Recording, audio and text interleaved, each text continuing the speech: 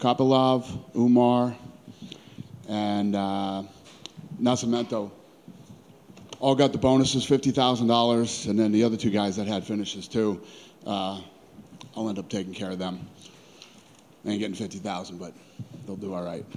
I guess first question's got to be about the heavyweight fight, so I guess I'll jump right into that. Yes, T-Mobile blew the fight. That wasn't supposed to go up, but it did. This is for the official heavyweight title. You know, we've been working on a new agreement with Francis for like 2 years now. And we had gotten to a point where, you know, he was going to fight Jon Jones. And many who believe, including me, that he's the best of all time, you know, for the heavyweight championship. And Jon Jones has been willing and ready and able to fight anybody. He didn't care who it was. Could have been anybody in the heavyweight division. He was ready to go. And Francis, we offered Francis a deal that would have made him the highest paid heavyweight in the history of the company. More than Lesnar, more than anybody. And he turned the deal down. So, you know, I don't know. You know, we get to this point where I've told you guys this before. If you don't want to be here, you don't have to be here. You know, I think Francis is in a place right now where he doesn't want to take a lot of risk. Feels like he's in a good position where he could fight lesser opponents and make more money. So we're gonna let him do that. We're gonna release him from his contract. We're gonna give up our right to match, and he can go wherever he wants and do whatever he wants. Yeah, that's where we're at. When was that decision made, Dana? I mean, how long have you known that this was going to be the case, that Francis was gone? Well, we've been negotiating with him for 2 years, you know, and there were a lot of different, you know, even now. I mean, the guy was just weighing over 300 pounds, just had knee surgery, hasn't really had a real training camp. And I think that probably has a lot to do with it as far as Francis is concerned, too. You know, he doesn't know what's going to happen with his knee, how his knee, you know, he's not getting younger. So, you know, I don't even think he would have been ready for March. So, you know, we can't continue to hold up the division and not come to an agreement with this guy. We did everything we could to try to make this fight happen and try to give him the fight, but, you know, he's got it in his head that there's bigger opportunities outside the UFC with, you know, lesser opponents. And did this just come down to a dollar figure? I mean, or was it like other things, like, no. I want a bigger portion of pay-per-view? No, I think that you're going to fight arguably the greatest fighter of all time. You'd be the highest paid heavyweight ever in UFC history. Or you think there's more money out there to fight somebody who isn't the greatest of all time, somebody who is a lesser opponent. I mean, you'll have to ask Francis that question, but in my opinion, that's what it is. Which isn't the first time that's happened here. It's not like this is something that's never happened before. There's been other guys that have come to us and said, you know, I don't want to compete at this level anymore. Did you get the feeling that he was negotiating in good faith, or just really didn't want to be here at all? I don't know. No, I mean, I doubt he'd just hang out for 2 years and continue to negotiate. And you know, I don't know. I don't think he thought the Jon Jones fight would really happen. That's what I think. I think he didn't think that would really come to fruition, but it did. Jon Jones was literally ready to fight anybody. He didn't care who it was. And we could have done a fight with Jon back in, you know, October, November, December, and we kept, you know, we kept trying to get this deal done with Francis, and then finally it just, you know, we got to the realization that it wasn't going to happen. So last thing for me on that, so just to be clear, 100% free and clear, he could sign a contract with anybody in the world tomorrow, no matching, no counter, no nothing, he's just gone. 100%, and this is, you know, this is for the official heavyweight title. Yeah. I was just going to ask you about that. I mean, not the fight we were expecting, but I think when people saw it, people did get pretty excited. What's your thoughts on, you know, Jones versus Gane? Yeah, I mean, listen, you have, you know, if you look at the fight with Francis and Ciryl, it was a damn close fight. So there's no doubt that those two guys are the best heavyweights in the world. And for Jon to come out and face either one of them is exciting. It's fun. Did want to ask you about Sean Strickland tonight, obviously coming in kind of saving the main event on short notice. What did you think of his performance? I mean, he's kind of an interesting character. He's a bad boy. Coming in and taking a fight on a week's notice is impressive. Yeah, it's awesome. You look great. Last thing for me, I guess I just want to ask kind of where you stand, the continued fallout of everything that's happened. Are you know, I'm sure you've seen the reaction or what everybody's saying. I mean, are you... About what? About the New Year's Eve incident. Have you moved past it at this point? Do you feel like you're going to have to keep addressing this every time you're up here at the dais, or do you feel like... I'll probably be addressing it for the rest of my life, you know. I mean, I just talked about it, 2 days ago? Yeah. Dana White over here. Yep. David Potter, good seeing you again. So what was your overall assessment of the entire evening? Is there any fighters that stood out to you at this fight night? The Kopylov-Puna fight was awesome. Awesome fight. I think Puna is so tough and durable and has a ton of heart, and Kopylov looked incredible tonight. I mean, you guys were out there. Every fucking jab that he landed was nasty. That inside leg kick to the calf was nasty. And then once he's got unbelievable killer instinct. Once he smelled blood in the water with that body shot, he just kept attacking the body until he finished the fight. Yeah. Incredible performance. And the Jon Jones fight versus Gane is actually fairly interesting. I mean, they bring up a fair amount of problems to each other. What's your personal assessment on that fight? Yeah, I agree. You know, both incredibly talented guys. Ciryl Gane is a heavyweight that moves like a middleweight. He's got a really well-rounded game, and you know, Jon Jones is the best to ever do it, in my opinion. So you couldn't ask for a better fight. Congratulations on another great evening. Thank you. Appreciate it. Dana, going on the Jon Jones is the best ever, in your opinion, do you think if he comes back after 3 years away and wins a title in another division, there's no denying to anyone that he's probably the greatest? Yeah, I mean, I'm a big believer in ring rust. I mean, Ali took 3 years off and didn't look the same when he came back. We'll see what happens with Jon. One of the things that you know, Jon has put the weight on naturally, though. He didn't do it overnight.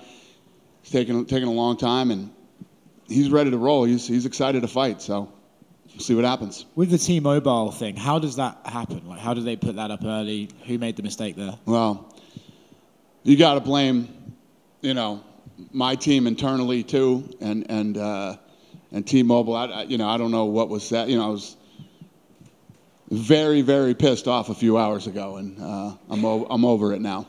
I was going to say, do you still get pissed off about that stuff, or does it just like... Yeah, no, I still get pissed, yeah. I was very pissed off. I'm just curious, what's happening with Stipe Miocic? There was always this talk of him versus Jon, and obviously Jon's fighting Ciryl. Where's Stipe? Is he retired? Yeah, Stipe's still obviously very much in the mix, and but he's going through some stuff right now that he's dealing with. The timing just didn't work for him. You mentioned Francis wants to go fight lower opponents. Are you expecting him to sign with another MMA organization, or do you think he might try and go box? Who? Francis? I have no clue. I have no clue. Listen, whatever he decides to do, it's been fun while he's been here, and I wish him the best. It's all good. I know you guys always think you can get these deals across the line, but were you particularly surprised that Francis just didn't seem to want to stick around? Were you surprised as you were negotiating with him, like, man, this guy just doesn't seem to want to be here? I don't know. You know, it happens. He's the second guy that we couldn't come to a deal with. You know what I mean? Now it's him and Fedor. So, you know, we did everything we could to get him to take the deal. I think Hunter went to 350 dinners with him. You know, did what we could do, and it just didn't work out. Everyone always talks about the Fedor offer on this mystery island or whatever. Who would have got the better deal, Francis or Fedor? Did what? Who would have got the better deal from you, Fedor or Francis? That's funny. That's a good question.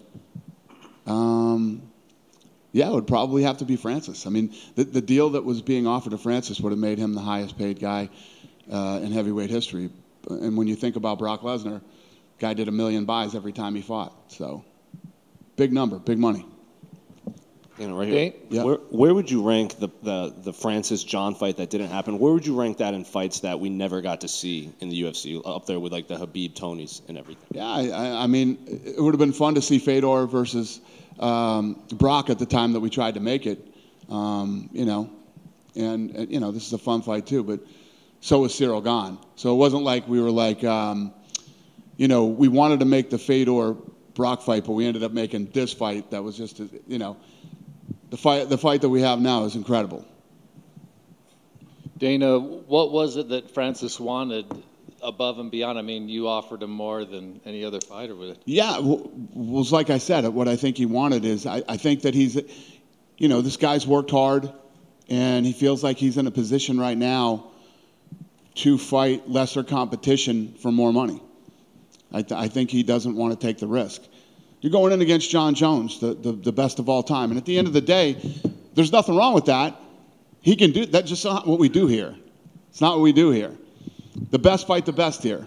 There's plenty of places where you can go do that, and that's where he'll end up. He'll end up somewhere where somebody will, throw some money at him, and he's going to fight fights that he thinks he can win. Would he have taken that deal if he didn't have to fight Jon Jones? Was he picking? I don't know. That's a good question. Was it a requirement for Jon Jones to fight for the title for his debut at heavyweight? No, this is what Jon wanted. Jon's been talking about this forever. So this wasn't our thing. This was a Jon thing. I mean, but Jones would have came in even at heavyweight. No, Jon was willing to fight anybody. He was willing to fight anybody. So you're asking me, would he only fight heavyweight for the title? No. Okay. He was willing to fight anybody. He didn't care. He literally didn't care who it was on the roster, and not for the title. He was willing to fight anybody. And then it seemed like we thought that Jon was going to come back in December and fight Ngannou. Did Jon Jones agree to fight Ngannou at that time when everybody thought that was? 100%. Jon Jones wanted to fight Ngannou. You guys are going to have plenty of opportunity to talk to Jon, and Jon's very confident that he would have ripped through Francis Ngannou. That's how he feels. That was a easy fight for him. Have you had a peek at how Jon looks at that weight, at the heavyweight? No, I haven't seen him. No. Just his face in interviews. One more right here. Yeah. Is there any update on the co-main event to that fight card? Because Aljamain and Henry Cejudo seem to be doing matchmaking for each other, and then Aljamain said his bicep is hurt, and now Henry Cejudo. The co-main event for this fight? No, for the pay-per-view in March under Jon and Ciryl. Yeah, no, not right now. I don't. I told you guys where you heard Leon Edwards and Usman is finalized, and then Gaethje and Fiziev are the co-main event for that fight. So Leon in London. Leon and Kamaru was finalized for that one? Yes. Yes, done. All those fights are done. All four of those fights are done. I mean, both of those fights are done. Dana? Yeah. Back here. Before Jon had took his time off, he was kind of looking for a new contract as well, and he was kind of going back and forth. Did he get a new contract, or is he under the same contract? Jones signed a new 8-fight deal. Mm-hmm. And then with Francis, good question. I forgot to tell you that. He really wanted to box. Was that offered in his contract? Who did? Francis Ngannou wanted to box. No, nobody's getting boxing in their contracts here. No. And then, are you guys going to New York in April? Probably. And then finally, Umar Nurmagomedov looked very good tonight. Very good. I mean, with his knockout, is it just a matter of time before you guys put a rocket ship to his back and kind of have him fight top 5? He actually wanted to come back and talk to me tonight after the fight. We talked, and he's like, I'm ready. He's going home for a week, and then he's coming back here, and he said he's ready for anything. Anything that we bring to him, he's ready. He's ready for anything. So I love that attitude, and, I'm excited about that kid. Thank you. Thank you. Hey, Dana. Hey. Do you think he's ready for March 4th? He wants to fight on that card here in Vegas. Who does? Umar. Yeah? Does he? Yeah. Is that what you're saying he does want to fight on that card? That's what he was saying. Yeah, well, he's coming right back a week after, he's leaving for a week and coming back. So, and he told us he's ready for anything. Yeah. Is there room for him We'll probably turn him around quick. When guys want to turn around quick, I love that. It's just about finding the right opponent. There's a lot of fights that are already happening in that division. But you have to think, too, that some will probably fall out because it happens. So, I don't know. You know what I always say. I don't make fights after the fight, but Tuesday we'll start looking at it. If the UFC was prepared to make Ngannou the highest paid heavyweight in history to fight Jon Jones, was a similar offer made to Ciryl Gane? Did the offer get made to Cyryl's under contract? Yeah, but has he got a similar offer to fight Jon Jones? Has he got what? A similar offer to fight Jon Jones? No, he has a deal. Ciryl Gane has a deal. Francis Ngannou did not. Okay. And I love the fight. I think it's a great headline for Vegas. But you said, I can't remember if it was last year or the year before, with regard to Jon Jones, that Las Vegas isn't good for him and because of like previous misdemeanors. Do you think it will be good for him on March the 4th? Oh, yeah. And what do I think about it? I still think the same thing. Yeah, I agree that it's not good. Hey, Dana, do you write over Yeah. here? I guess looking back on the whole Francis situation, do you have any regret, or do you feel like this was kind of always how it was going to end, regardless of any kind of... No, I didn't think this is how it was going to end. I thought we'd eventually come to a deal with him, but we didn't, you know. I don't have any regrets. Hunter might, but I don't. This week is Slap. I guess, how are you feeling 4 days out? Obviously, the circumstances have changed a little bit with the incident that happened. How are you feeling about the launch of this thing that you said that you've been planning for years? Yeah, no, I'm feeling good. I mean, I haven't really thought about it. We'll really start hitting it hard tomorrow. But yeah, I feel good. I think that it's insanely entertaining, and I think people are going to like it. Has your involvement or your presence within the show itself, has that changed at all after what happened? No, everything's the same. Everything's the same? Yeah.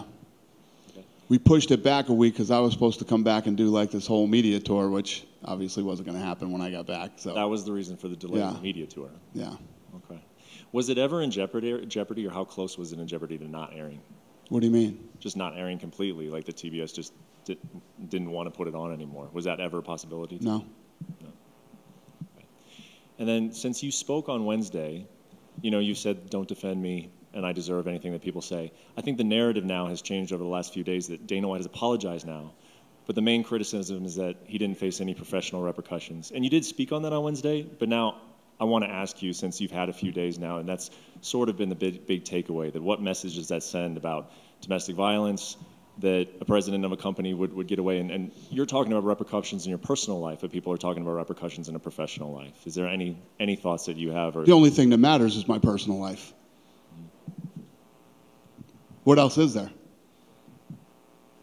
Well, I think the people who are talking about it, the narrative, say that there has to be, there should be some professional consequence. Okay, so what should it be? No one seems to really have an opinion on that. They just... I hear you. So my final question is, had Endeavor came to you and said, hey, we do think that you should walk, that we need you to step away for 30 days, 45 days, 6 months, whatever it was, what would your reaction have been to that had Endeavor asked that? I told you I was going to leave in 2016 with the sale. Could have sat out during COVID. You know, what should my punishment be? Yeah. I guess. And you say there's going to be repercussions in your personal life, but none in your professional life. But what matters other than my personal life? Mm-hmm. Nothing. Nothing matters except for my personal life. This is great. Love doing it. Don't have to do it. Thank you. Yep. I've just got one last one. What's happening with Khamzat Chimaev? He says that he's been offered 4 fights in different countries and everything. Do we have a plan for Khamzat? What's the question? What's happening with Khamzat? Yeah, I don't know. We're working on him. We're trying to figure him out right now. There's nothing to report on him right now. We got to figure that out. Good? Thank you, guys.